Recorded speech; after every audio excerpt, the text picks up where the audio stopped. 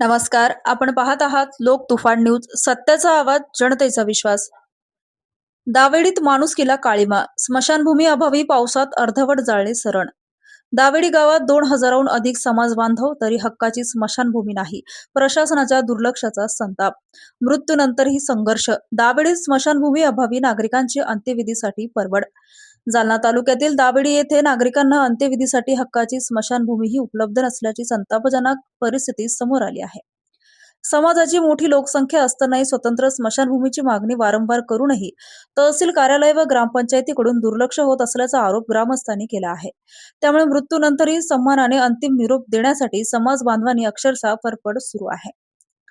नुकतेच दावेडी येथील रहिवासी जनाबाई बाबूराव भांडेकर वय 75 वर्षे यांचे निधन झाले. मात्र गावात स्वतंत्र स्मशानभूमी नसल्याने मोकळ्या जागेत अंत्यविधी करण्याची वेळ नातेवाईकांवर आली. अंत्यसंस्कार सुरू असताना अचानक पावसाला सुरुवात झाली, त्यामुळे सरण अर्धवट जळाले. तरी उर्वरित लाकडे पावसाने भिजली. अखेर नातेवाईकांना पुन्हा लाकडे आणून अंत्यविधी पूर्ण करावा लागला. दुःखाच्या प्रसंगीही अशा प्रकारची परिस्थिती निर्माण झाल्याने ग्रामस्थांमध्ये तीव्र संताप व्यक्त होत आहे. 2,000हून अधिक समाज बांधव, तरी स्मशानभूमी नाही. दावेडी गावची 2011च्या जनगणनेनुसार लोकसंख्या 1,519 होती. ग्रामस्थांच्या म्हणण्यानुसार स्थानिक लोकसंख्या 2,000हून अधिक आहे. एवढी मोठी लोकसंख्या असतानाही स्वतंत्र स्मशानभूमीची सुविधा नसणे ही प्रशासनाच्या कारभारावर प्रश्नचिन्ह निर्माण करणारी बाब आहे. वारंवार मागणी करूनही प्रशासनाचे दुर्लक्ष. स्वतंत्र स्मशानभूमीसाठी ग्रामस्थ व समाज बांधवांनी तहसील कार्यालय तसंच ग्रामपंचायतीकडे वारंवार मागणी केली, मात्र अद्याप ठोस कारवाई झालेली नसल्याचं ग्रामस्थांचे म्हणणे आहे.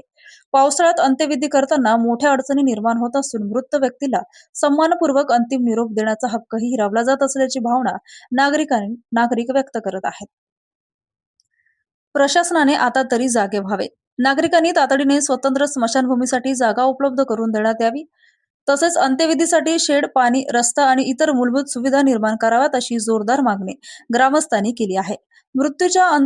मृत्यूच्या अंतिम संस्कारासाठीही नागरिकांना संघर्ष करावा लागत असेल तर प्रशासन नेमके कोणत्या विकासावर दावा करते, असा संतप्त सवाल ग्रामस्थांकडून उपस्थित केला जात आहे. लोक तुफान न्यूज, अशफाक पटेल.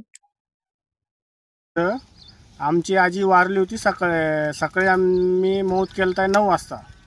पाऊस आल्यामुळं पूर्णपणे डेड बॉडी, अग्नी, सगळं पाणी आल्यामुळं सगळं भिजलंय आणि बॉडी पण जळाली नाही पूर्णपणे.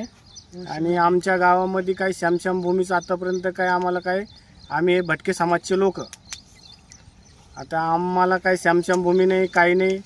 आता आमची अशी अवस्था आहे सध्याच्याला की पावसामध्ये पूर्णपणे आम्ही भिजलेलो आहे आणि बॉडी पण पूर्णपणे भिजलेली आहे. लाकडं पण सगळे भिजलेले आहेत.